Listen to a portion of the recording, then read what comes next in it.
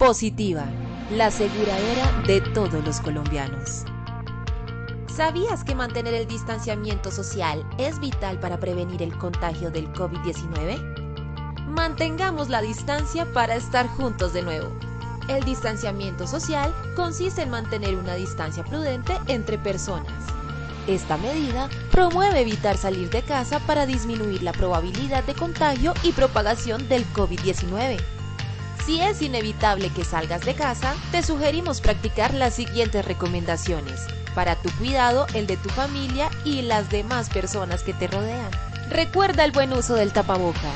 No lo toques mientras lo llevas puesto. Si debes hacerlo, lávate las manos antes y después de manipularlo. Su uso es obligatorio en espacios públicos abiertos y cerrados. Tampoco debes tocar tu cara sin lavar tus manos previamente. El tapabocas es para cubrir la boca y nariz y no debe estar en el cuello o en otro lugar. En lo posible conserva una distancia mínima de 2 metros entre tú y las demás personas cuando hagas filas o te encuentres en lugares públicos. Cuando ingreses a una sala de espera, ubícate intercaladamente dejando 2 sillas vacías. Así mantendrás distancia de los demás usuarios. Ten en cuenta al ingreso máximo permitido en establecimientos como bancos, supermercados, farmacias, centros de salud o comercios. El virus puede sobrevivir en el exterior por varias horas, infectando cualquier superficie. Por esta razón, evita al máximo el contacto con elementos cotidianos como barandas, puertas, manijas, dinero, cajeros electrónicos, interruptores, botones, bolígrafos, teléfonos públicos, grifos, inodoros y en general cualquier elemento fuera de tu hogar. Desinfecta constantemente tus objetos personales y aquellos que debas llevar fuera de casa con alcohol o líquidos aptos para desinfección. Los colombianos somos expresivos y amigables.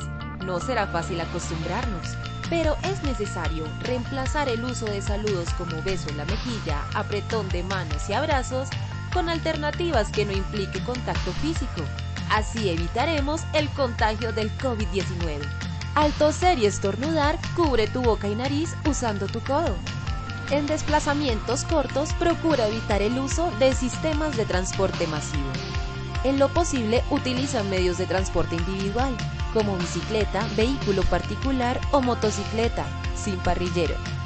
Si debes usar transporte público, usa siempre tapabocas, lava o desinfecta tus manos apenas te retires del transporte y conserva distancia de 1 metro entre personas.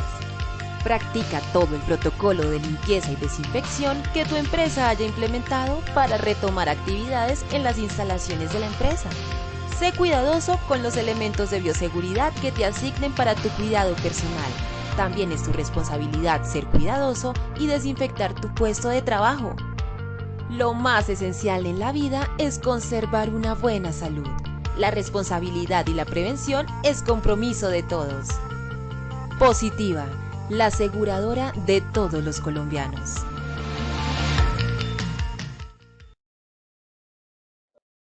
Hola, muy buenas tardes a todos nuestros asistentes el día de hoy.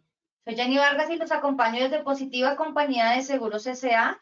a la Red Nacional de Comunidades de Enseñanza y Aprendizaje en Seguridad y Salud en el Trabajo.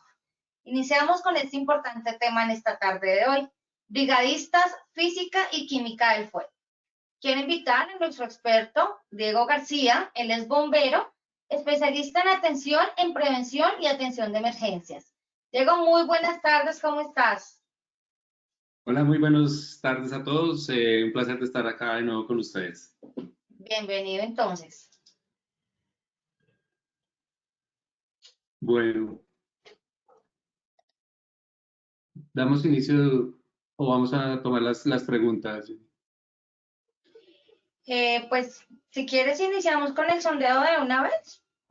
Sí, yo pienso que empecemos con el sondeo y empezamos la charla. Perfecto. Bueno, entonces vamos con nuestro sondeo del día de hoy. Les recuerdo que en sus pantallas pueden visualizar las preguntas y tienen la opción de seleccionar la respuesta correcta.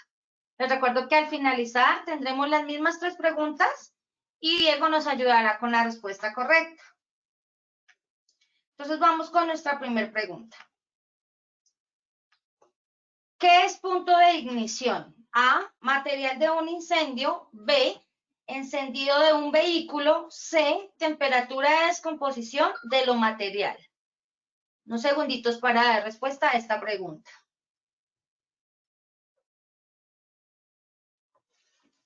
Listo, yo creo que ya podemos ir con nuestras respuestas. ¿Qué es un punto de ignición? Con un 37% nos contestaron A, material de un incendio, con un 5% B, encendido de un vehículo y con un 58% temperatura de descomposición de un material. Listo, vamos con nuestra segunda pregunta. ¿Qué es flashpoint? A, temperatura de una chispa. B, manejo de riesgo de incendio. C, procedimiento de incendio. Respondamos, por favor, tenemos 10 segunditos. Perfecto, vamos con nuestras respuestas. ¿Qué es un flashpoint? Con un 50% nos responden temperatura de una chispa, con un 25% manejo de riesgo de incendio y con un 25% procedimiento de incendio. Les recuerdo que al finalizar, él nos colaborará con la respuesta correcta. Entonces vamos con nuestra tercera pregunta de la tarde, del sondeo inicial. ¿Qué área de incendio se considera un conato? A, 5 metros cuadrados. B, 2 metros cuadrados. C, 8 metros cuadrados. Unos segunditos para dar respuesta. Les recuerdo que al finalizar tendremos las mismas 3 preguntas y nos ayudará el experto con las respuestas. Perfecto, yo creo que ya podemos irnos con nuestras respuestas de esta pregunta. ¿Qué área de incendio se considera un conato? Entonces, con un 23% nos responden 5 metros cuadrados, con un 59%, 2 metros cuadrados y con un 18%, 8 metros cuadrados. Esas son nuestras respuestas del sondeo inicial. Y ya al final veremos cuánto hemos aprendido en la tarde de hoy. Listo, Diego, entonces te dejo para que continúes con la presentación. Perfecto, muchas gracias y bueno, vamos a empezar de una vez con nuestra presentación. Teniendo en cuenta que la educación y el conocimiento es lo que nos va a dar las herramientas para salir de cualquier problema y estoy totalmente de acuerdo con esta frase, es que la educación es el arma más poderosa para el mundo. Totalmente de acuerdo. El tema de hoy que nos atrae o que nos cita el día de hoy o la tarde de hoy es el tema de físico-química del fuego, es entender por qué el fuego se produce, entenderlo de una manera muy básica, tenemos muy poquito tiempo, vamos a trabajar unos 3 o 4 conceptos muy básicos para entender cómo se produce un incendio. Digamos que las esencias de los libros de texto, de enseñanza de bomberos, de todos, dice que es una descomposición química de un material donde se produce calor y luz. Digamos que hay muchas deducciones y muchas traducciones de cada uno de esas determinantes de cómo definir al fuego, pero el fuego realmente es un trabajo químico de descomposición de un producto, de un material o de un derivado. ¿Qué vamos a hacer hoy en la tarde de hoy? 2 partes, es la físico-química y clases de incendio. Vamos a trabajarlos súper juiciosos. Queremos que ustedes al final de este proceso puedan describir y tener unos conceptos de esas 3 situaciones lo más claro posible. Y pues nada, sin más preámbulos, empecemos. El fuego es un peligro real y latente. Disculpen, tomo estas apreciaciones para que lo tomemos en cuenta y lo vamos a leer. El fuego mata a más personas que todos los desastres naturales combinados. Es determinado por varias instituciones a nivel internacional que el fuego mata a más personas que los desastres naturales, que el terremoto, que el tsunami, que los accidentes de tránsito, todos estos desastres naturales combinados, el fuego mata a más personas que cualquiera de estos temas. Es algo que uno no capta, pero todos los días en todo el mundo hay personas que por producto de un incendio no controlado en casas, en industrias o en la vida cotidiana como tal, se producen mucho más muertes. El segundo, el promedio de mortalidad debido al fuego está entre el 10.3 y el 17.8 muertes por millón de habitantes. Multipliquen eso por el número de habitantes de un país como Colombia, de Sudamérica, de América o de Asia, es una tasa de muerte muy, muy alta. Es una de las principales causas de accidentalidad y de muerte que puede llegar a pasar. Está demostrado estadísticamente que por lo menos una vez en nuestra vida estaremos expuestos a una situación de estas y estará en nuestras manos poder actuar sobre esta situación. ¿Y cómo se trata al fuego? Se trata al fuego como un enemigo. ¿Y qué es lo que ustedes hacen con un enemigo? Conocerlo. Para ustedes derrotar a un enemigo hay que conocerlo. Uno no se enfrenta al enemigo sin conocerlo. Uno conoce al enemigo y ahí sí se le mete.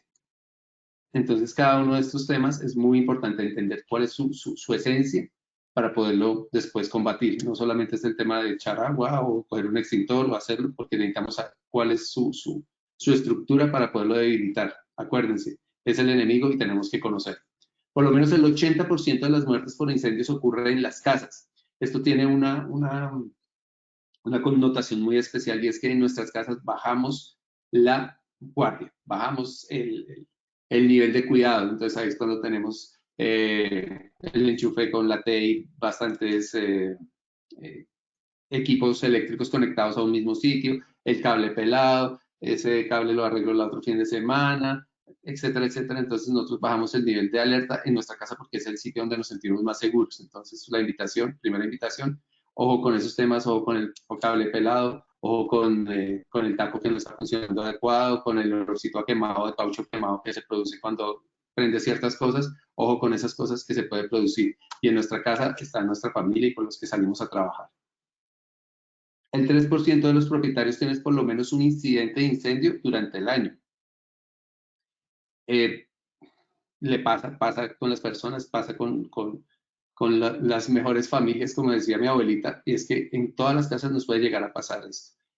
A mí personalmente, en una situación de estas, alguna vez estaba enyesado por una situación, mi papá empezó a cocinar algo para llevarme el almuerzo y cuando de pronto vi fue que en la cocina había una llamarada amarilla y resulta que el hombre revolvió aceite caliente con agua, se saltó el aceite, se prendió el aceite y se complicó. Afortunadamente pues tenía un extintor ahí a mano dentro de la casa y se pudo controlar la situación pues muy, muy pequeño. Y aquí va un dato principal. Los conatos de incendio y los extintores están diseñados para conatos de incendio. Los conatos de incendio son aquellos incendios pequeños que no ocupan más de 2 metros cuadrados de superficie. Si un incendio, usted tiene solo un extintor y el incendio cubre más de 3, 4, 5, 6, 10 metros cuadrados de superficie quemándose al tiempo, eso ya no se considera un conato de incendio, sino es un incendio declarado. Un extintor no va a hacer la diferencia en esa situación y sí se va a exponer usted. Entonces, la recomendación, si es más allá de 2 metros cuadrados, es busque ayuda y salga pronto de la situación. Ocurren más de 5.000 incendios en hoteles por año y alrededor del mundo. Resulta que en los hoteles hay una estadística bien interesante y es que las personas en los hoteles se relajan, llegan demasiado cansadas, generalmente fuman, se descuidan y hay un número de incidentes con posibilidades de heridos en los incendios en hoteles porque las personas no conocen dónde es la salida, acaban de llegar, están recién desempacados en esa situación y es como desubicados totalmente. Ustedes llegan a su casa, yo les pongo una venda y ustedes llegan a su casa perfecto y saben dónde queda cada cosa. Pero en un hotel las personas se pierden y por lo general es mucho más letal un incendio en un hotel. Los estudiosos del tema de los incendios los clasificaron en 4 grandes clases, aunque hay más, pero pues hoy vamos a trabajar estos 4 principales clases, que son la clase A. Ahí en la presentación ustedes ven US y EU es la clasificación de Estados Unidos y de la Unión Europea. Entonces en los dos lados está calificados de esa manera y pues lo vamos a tomar así. Entonces en la clase A encontramos los sólidos como cauchos, madera, papel y material en general. Material que es lo más próximo a la naturaleza Y aquí cuando habla de cauchos no está hablando del caucho del empaque del carro o de algún caucho que se estira como tal de producto derivado del petróleo, sino los cauchos de origen natural, como es el chicle, como son las resinas de los árboles, como son todas estas clases de situaciones o de productos que son derivados de la naturaleza. Esos clases de cauchos es lo que se refiere en esta clase A. Entonces, repasemos. Clase A, los cauchos de origen natural, madera, papel y material en general que sean derivados de estos productos naturales que son combustibles. Entonces, la clase B es una definición súper fácil. La clase B de incendios es todos los derivados del petróleo y sus mezclas entre sí. Entonces, ahí encontramos el diésel, las gasolinas, los solventes, las grasas, las tinturas, los derivados entre una y otra, las combinaciones entre ellos, las espumas, todo lo que es derivado del petróleo, ahí van a encontrar que es una clase B de incendios. La clase C de incendios se refiere a los equipos eléctricos energizados que puedan llegar a generar combustión, temperatura y luz, o sea, un artefacto como switches, tableros, como condensadores eléctricos, como transformadores, como cables eléctricos que se combinan con el caucho que está alrededor del cable. Entonces ya tenemos un incendio eléctrico y un incendio de clase B, porque el caucho es derivado y está recubriendo los cables, pero el incendio realmente es de un origen de clase C con una inmersión de la clase B de incendios, porque generalmente va con los plásticos, con cauchos, con recubrimientos, que todo esto es en la clase B, y es una clase C de incendios. O sea, háganse esta pregunta: si mi televisor en mi casa se incendia, ¿qué clase de incendio será? Repito la pregunta. Un televisor en mi casa se incendia, ¿qué clase de incendio será? Clase C, porque está energizado, tiene electricidad y si estábamos viendo los muñequitos. Clase B, porque tiene plástico y tiene armazón de plástico por todo lado y puede llegar a tener no sé, un marco de madera o madera muy cerca o algo así. Entonces puede ser un incendio de las tres clases en un solo aparato. Si yo desconecto los switch o desconecto bajo los tacos, es ya desenergizo el incendio y se puede convertir en un incendio de clase B nomás o de clase A y B. Entonces, un procedimiento, sobre todo para las brigadas estructurales y los jefes de brigada, que por favor se graben esto en su procedimiento de actuar. Siempre en un incendio, lo primero es desenergizar la zona donde ustedes van a hacer seguridad, donde van a hacer retención o lo que vayan a hacer. Siempre se desenergiza el área según su procedimiento operativo, pero nunca se va a empezar a atacar un incendio con equipos energizados. Clase D son los materiales químicos o metales que con solo en el contacto con el oxígeno generan reacción. ¿A qué me refiero con esto? A que no necesitan un comburente, no necesitan una chispa, sino que sencillamente con sus radicales libres que están dando vueltas en su molécula, cogen partículas de oxígeno y se incendian. Por ejemplo, el aluminio, el sodio, el magnesio. Un incendio con magnesio es lo más peligroso que puede llegar a haber. Entonces, solamente con el aire puede llegar a encenderse el magnesio. ¿Qué pasa con el magnesio? Ustedes van a decir, pues yo tengo unos rines que son de magnesio y unos rines que son de aluminio y mis ollas son de aluminio. Claro, es unas densidades y unas corporaciones totalmente mucho más altas en su densidad donde se produce esta situación. El magnesio mezclado con y aliado con otros metales, pues no se convierte en peligroso, pero sí está en un estado natural básico como tal. Se produce incendio sin necesidad de temperatura, sin necesidad de nada, sin chispas, sin nada, sino que sus radicales libres con las partículas de oxígeno y hacen combustión de una. Entendiendo estas clases esta clasificación de incendios, ahora vamos a ver por qué se produce la llama o el incendio como tal. Deben existir tres partes, que esto lo hemos escuchado, digamos que es la explicación más sencilla que tenemos, y es que está el oxígeno en una parte, está el combustible y está una fuente de calor. Digamos que la primera estrategia es el triángulo del fuego, donde está el oxígeno, el combustible y la fuente de calor. Eso es donde están estos tres elementos, podemos llegar a tener un incendio. El quitar alguno de estos elementos destruye el triángulo del fuego y lo podemos hacer, podemos controlarlo y eliminarlo de alguna forma. ¿Cómo se inician los incendios? Es una reacción química en cadena que puede ocurrir cuando los tres elementos del fuego están presentes en proporciones y condiciones apropiadas. El fuego ocurre con la rápida oxidación que se toma lugar. Entonces, digamos que acá vamos a hacer un experimento y es que vamos a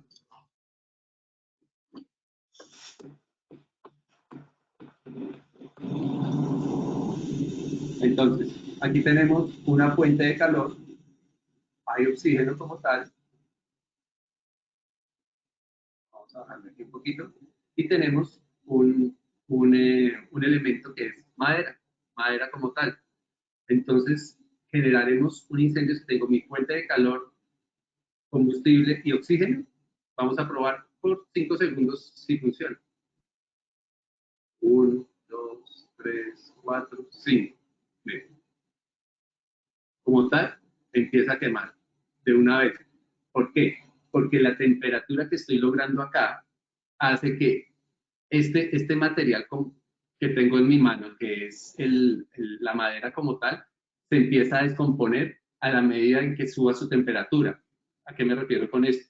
En que todos los materiales en el mundo tienen un punto de ignición o de inflamabilidad.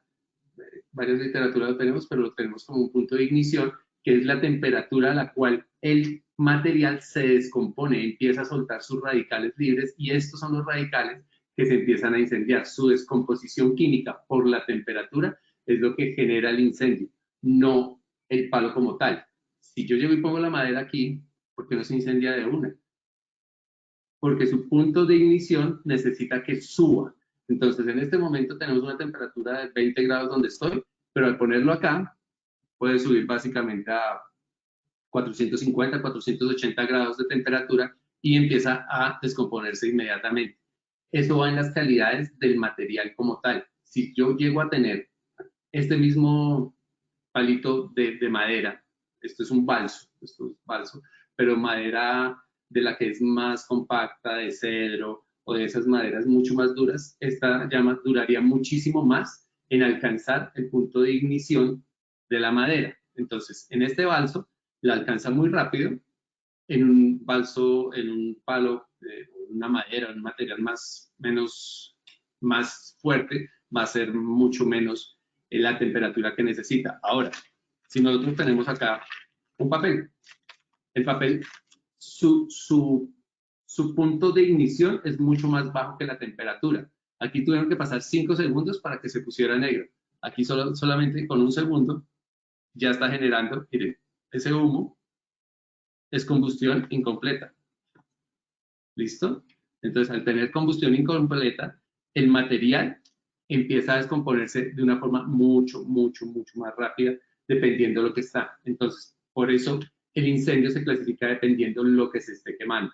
Ahora, tenemos, por ejemplo, un tema con combustibles, ¿cuál será el punto de ignición de la gasolina en ese orden de ideas? Si este punto de ignición de este palito es 450 grados y el punto de ignición del papel puede ser 300, 320, si yo llego y apago acá y coloco el palo, ¿qué va a pasar?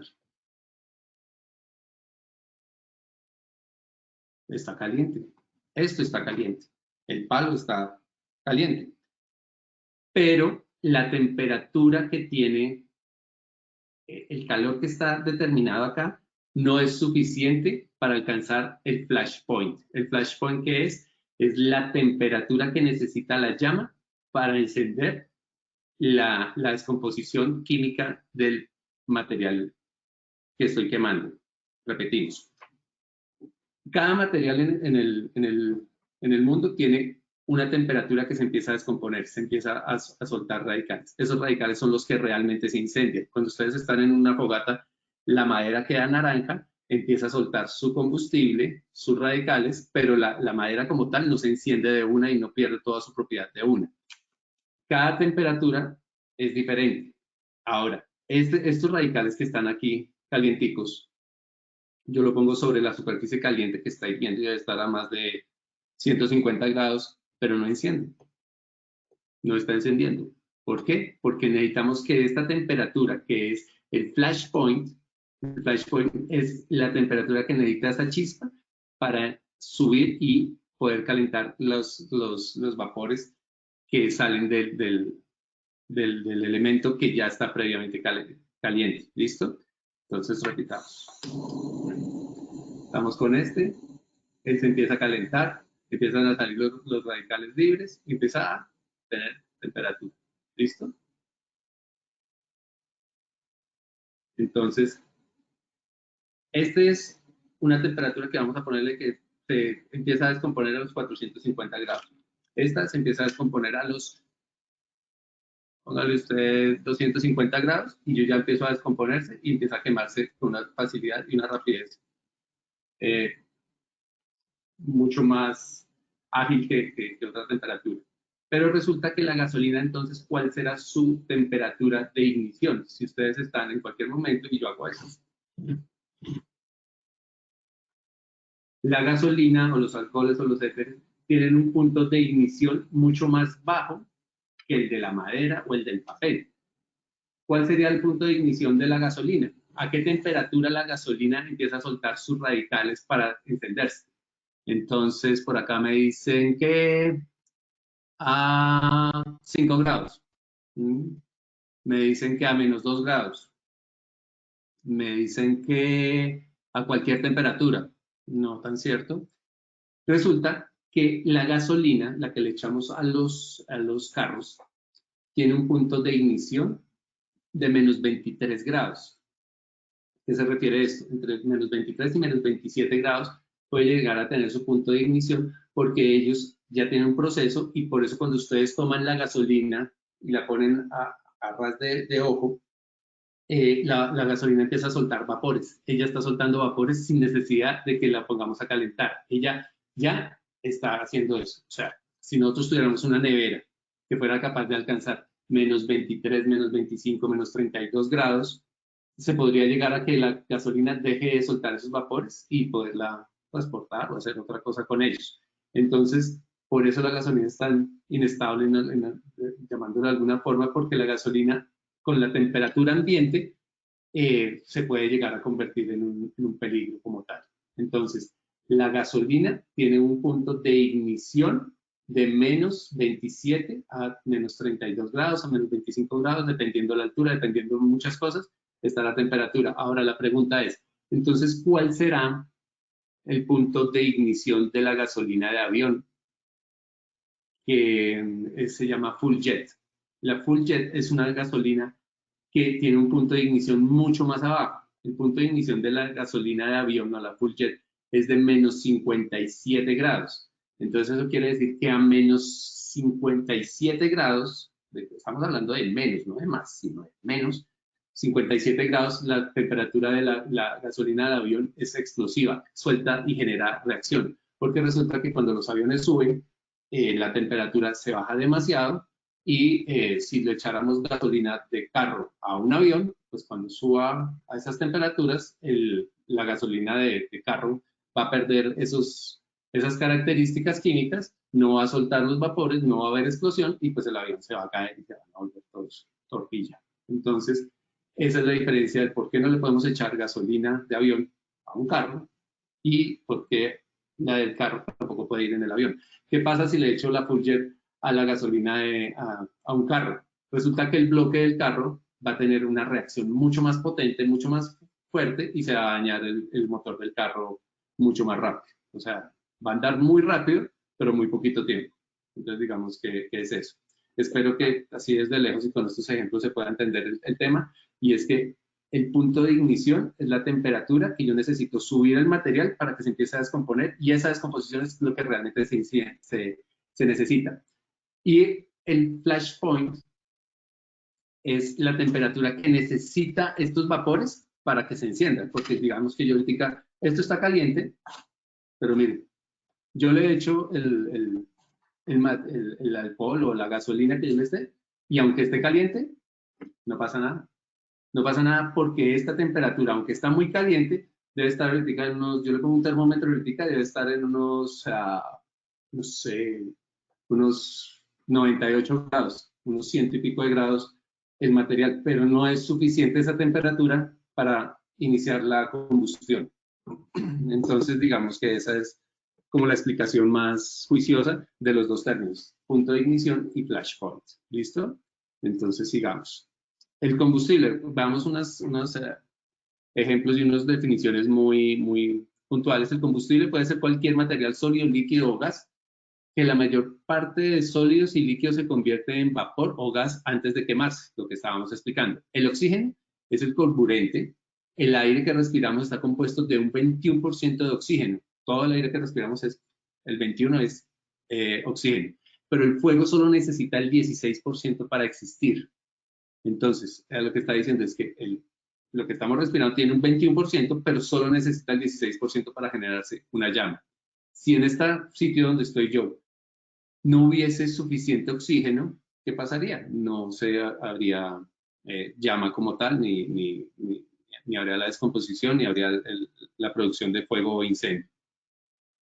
El calor, el calor es la energía necesaria para incrementar la temperatura del combustible, o sea, el palito, y el combustible al punto donde es suficientemente vapores emitidos para la ignición, para que la ignición ocurra. Lo que estábamos hablando, lo que hicimos con el experimento, es lo que estamos hablando, generar los vapores y la descomposición. ¿Cómo podemos combatir esto? Entonces, si ustedes están en la casa y le pasa lo que le pasó a mi papá con el tema del aceite, es que ustedes pueden quitar el oxígeno, por ejemplo. Entonces, al quitar el oxígeno, ¿cómo es? Poner una tapa en la olla. ¿Qué pasa? El oxígeno se acaba muy rápido y el incendio o la llama se controla muy rápido. Si bajamos la temperatura, aplicamos la de los señores que están en una fogata, porque buen borracho en Colombia apaga el incendio, ¿cómo? No con agua, sino haciendo otras cosas, apaga el incendio dándole líquido, bajando la temperatura y generando un tema. Cuando ustedes tienen, por ejemplo, un incendio con un tanque de gas, de combustible, de gas propano, donde pues uno abre la pipeta de gas, como en este caso, puede estar el gas saliendo. Entonces, aquí está saliendo. ¿Cómo puedo llegar a eliminar el incendio? Elimino el combustible. En este caso, el combustible es el gas. Entonces, lo elimino y ya se controla el tema. Cuando hay cilindros de gas y los bomberos, lo que hacemos es refrigerar, llegar a la válvula y cerrar. No combatir, no dejar que haya más temperatura. Generalmente estas válvulas siempre están, pues, es muy raro que se lesionen o se dañen del todo. Y lo que uno hace es cortar el tema del producto como tal que se está quemando para que se elimine el incendio.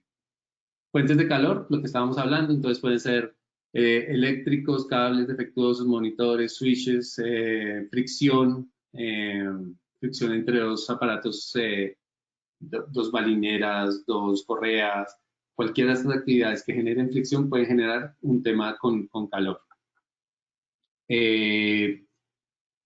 Flamas vivas, lo que pueden llegar a estar en un incendio o en una fogata, en un asado, puede llegar a pasar. Aquí pues se coloca que un impacto de acero con acero y acero contra concreto, donde se generan chispas, donde se genera fricción y se genera temperatura. ¿Han visto el tema de los scouts donde generaban fricción y fricción y fricción para que se generara temperatura y con las cosas secas se pueda llegar a funcionar el incendio como tal o la llama como tal? Entonces cada uno se puede llegar a hacer. Un cortador, un soldador, cualquiera de estos elementos que generan mucho calor puede llegar a funcionar. ¿Qué podemos tener antes de llegar a combatir el incendio? Digamos que esta es la parte extra de la charla de hoy, y es contarles, señores, que los incendios de los que hemos estado en incendios reales, a la que vemos en la televisión o en los videos de aprendizaje, es que siempre en los videos de aprendizaje y siempre en la televisión se ve todo. Se ve la llama, se ve al protagonista, se ve al instructor, se ve a todos viendo las llamas y explicando la situación. pero en la vida real el humo no deja ver más allá de 2 dedos de su nariz, no deja ver. El humo desorienta, calienta los trajes, se mete por los trajes, empieza a haber dificultad respiratoria. Si usted no tiene su equipo de protección respiratoria, es complicadísimo. El humo desorienta y el humo quema las vías respiratorias. Entonces, si ustedes no llegan a tener un equipo de protección respiratoria, no crean que es como en las películas. En las películas se ve la llama y se ve el protagonista corriendo y sacando a la persona de las llamas. Entonces, no es que yo vea muchas novelas, pero sí por pura casualidad, que en una de estas novelas de Caracol sacaron una explosión en un restaurante, un muchacho se metió sin camiseta, se metió en un incendio, sacó a otra persona en hombros, básicamente se veían las llamas por todo lado, pero no había humo, entonces se me hacía como raro. Entonces digamos que el primer consejo que les doy es: un incendio es de mucho respeto. El incendio corre las llamas con una velocidad increíble. No se queden a preguntarse qué está pasando, no se queden a buscar los extintores, no se queden a preguntar nada. El incendio es un enemigo mortal, es un incendio mortal. Las personas no se mueren quemadas, no se mueren con la llama en su cuerpo. Las personas mueren primero por asfixia, pierden el conocimiento y cuando están en el suelo es que llega el incendio y las quema. El 90% de las muertes ocurren por esa situación. Primero se queman la vía aérea con los vapores tóxicos. En un incendio puede llegar a subir la temperatura en el techo de un cuarto hasta 700 o 800 grados de temperatura. Ahora, respiren un humo que esté caliente a 600 o 700 grados. Entra por la nariz, quema su vía aérea, se inflama la vía aérea, sufre esta asfixia, le duele respirar, su cerebro no funciona con la claridad que debe ser, cae y ahí es cuando llega el incendio y lo termina de quemar y pues matar. ¿Qué es lo que tenemos que hacer? Es entender que el incendio no es un juego, que no es una práctica como de otras cosas que pueden hacer el primer auxilio y uno puede llegar y tocar al paciente, etcétera, sino que el incendio no da tiempo. Entonces, ¿qué podemos tener? ¿Cuáles son las barreras? Nuestra primera defensa con el incendio es las alarmas contra incendio. Yo siempre les invitaba a que se compren el detector de humo para su casa, el detector de humo con gas para su casa y puedan llegar a tenerlo en sus cocinas, donde es el sitio más riesgoso de incendio o de escapes de gas, y ese detector vale 50.000 pesos o 40.000 pesos. De verdad hay que hacer el esfuerzo y tratarlo de comprar. Detectores de humo, lo que estamos hablando, simulacros, entender que nuestra familia entienda dónde está el extintor y entienda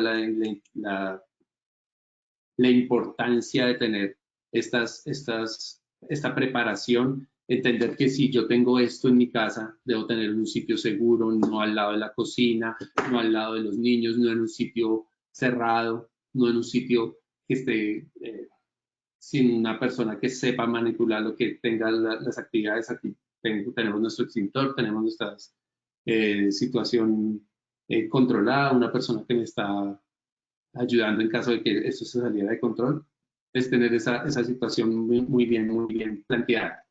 Y tener un plan de respuesta a emergencias con los procedimientos y números telefónicos de contacto. Digamos que esto ya es más para la empresa, entonces tener su plan de respuesta si pasa el incendio, que no es lo mismo yo trabajar en un cultivo de, no sé, de amapolas y estar trabajando en una situación donde tengo máquinas con grasa, con gasolina, con disolventes, con pegantes, con thinner, con toda esa clase de solventes que son muy inflamables y pueden llegar a convertirse en un incendio en cuestión de segundos.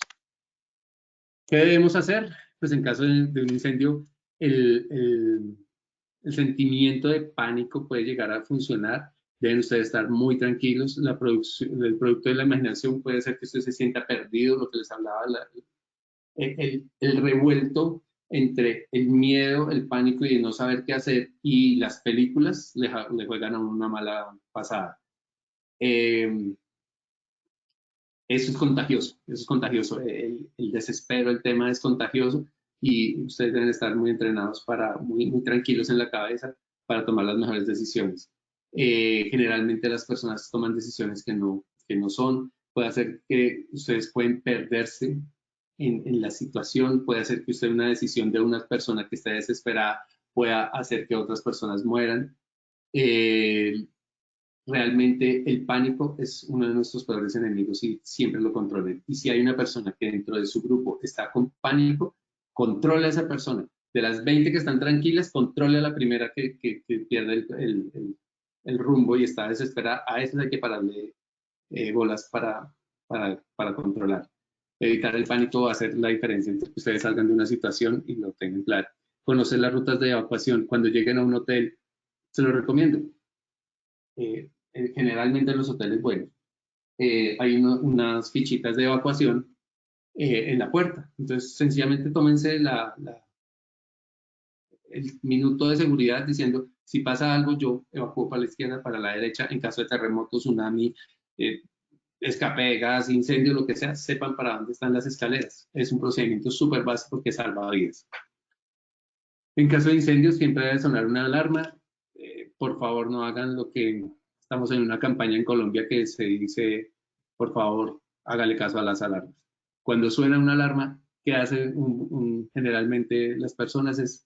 ¿Será que sí es cierto? No, eso debe ser mentira. No, esperemos que vengan por nosotros. Si ustedes escuchan la voz de alarma, salen y ya. Si ustedes salieron y afuera dijeron que fue una falsa alarma, ok, nos devolvemos.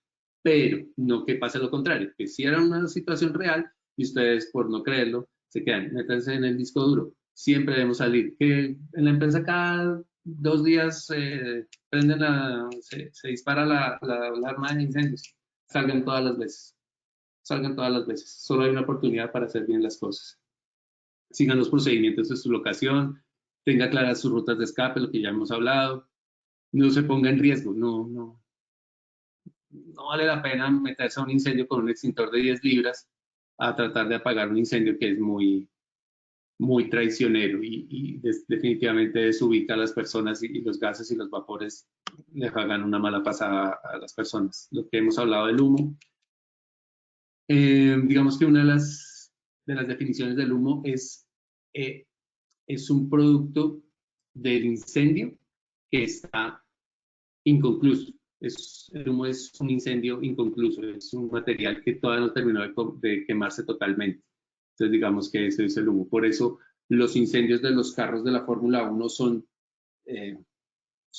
transparentes, el combustible no se ve porque se quema totalmente y se hace la combustión. Es muy clara la combustión, entonces no queda nada por hacerlo. Entonces por eso es transparente los incendios de esos combustibles y eso es el humo. El humo es un producto que no se terminó de quemar y que se mete en su vía aérea y va a ser muy complicado.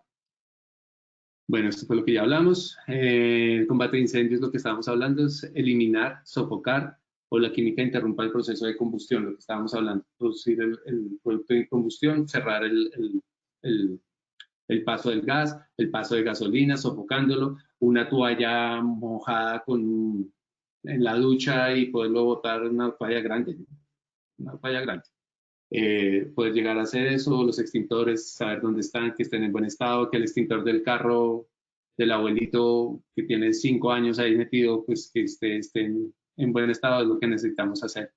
Y definitivamente un incendio puede viajar por espacios, por un fenómeno que se llama convección. Esto lo vamos a ver en la siguiente charla cuando hablemos de equipos portátiles de extinción de incendios y soledad físico-química del fuego. Cuando veamos extintores vamos a hablar del tema de convección, de radiación, de cómo los incendios viajan entre pisos y pueden llegar a calentar y a pasarse entre pisos y hacer incendios y saltos de incendio, que es cuando un incendio empieza en un primer piso y pasa al quinto y pasa al séptimo y pasa al décimo. Entonces eso puede llegar a pasar, que es incendios por convección. Todas estas ayudas se nos dieron por la empresa y bueno, todo el material va a estar acá. Mira, ¿tú me ayudarías ya con la evaluación del post? Sí, claro que sí, Diego. Entonces, si quieren, entonces vamos con el sondeo final y revisamos cuánto aprendieron en nuestros asistentes en la tarde. Entonces, nuestra primera pregunta, ¿qué es punto de ignición? A, material de un incendio. B, encendido de un vehículo. Tenemos unos segundos para dar respuesta a esta pregunta. Lina, faltó un ítem. Dime. Es que falta un ítem. Un C. Ok, regálame entonces el C, ¿cuál es? No lo tengo aquí, lo tienes allá. Es que tiene que ser igual al anterior. Si quieres, entonces pasa a la siguiente y nos volvemos a esta. Ok, perfecto. Entonces vamos con la siguiente.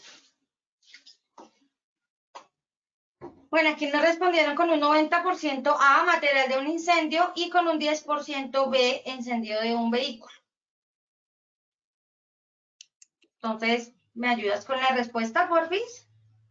Sí, digamos que el punto de ignición es lo que estábamos hablando, es la temperatura que puede llegar a alcanzar el material a su descomposición, y en esa descomposición está. Entonces, la respuesta que están dando los asistentes es lo más cercana, correcta, pero estaba con la otra que estaba pendiente. Ok, perfecto. Pero está perfecto. Listo, entonces vamos con nuestra segunda pregunta.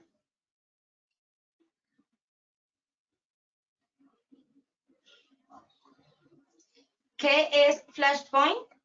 A, temperatura de una chispa. B, manejo de riesgo de incendio. C, procedimiento de incendio. Entonces damos unos segunditos para que respondamos esta pregunta.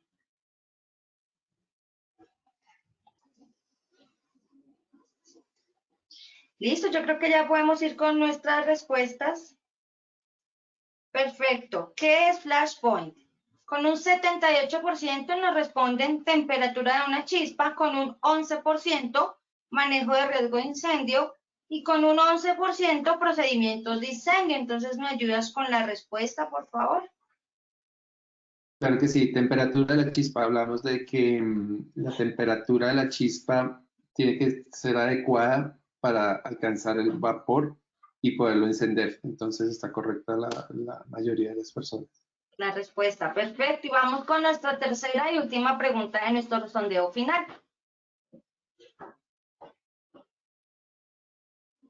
¿Qué área de incendio se considera un conato?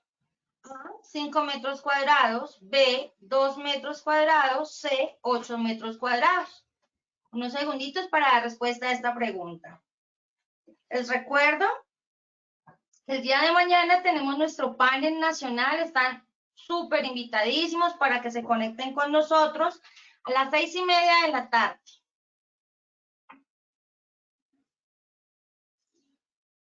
Bueno, yo creo que ya podemos ir con nuestras respuestas. Perfecto, entonces me dice, ¿qué área de incendio se considera un conato? Con un 8% nos dicen 5 metros cuadrados, con un 88%, 2 metros cuadrados y con un 5%, 8 metros cuadrados. ¿Me ayudas, por favor, con la respuesta? Claro que sí, 2 metros cuadrados es lo que dice y está indicado dentro de los parte técnica de los extintores, donde entre más área, menos efectivo va a ser un equipo portátil, un extintor. Entonces el área adecuada es 2 metros y está correcta la mayoría. Perfecto, entonces nuestros asistentes tuvieron una muy buena participación en la tarde de hoy. Diego, muchas gracias por habernos acompañado en la tarde de hoy a esta importante acción educativa, y por supuesto a todos nuestros asistentes agradecemos su participación. Recuerden que Positiva Compañía de Seguros piensa en ti, y los dejamos con el siguiente video. Que tengan una feliz tarde. Gracias a todos. Positiva Educa.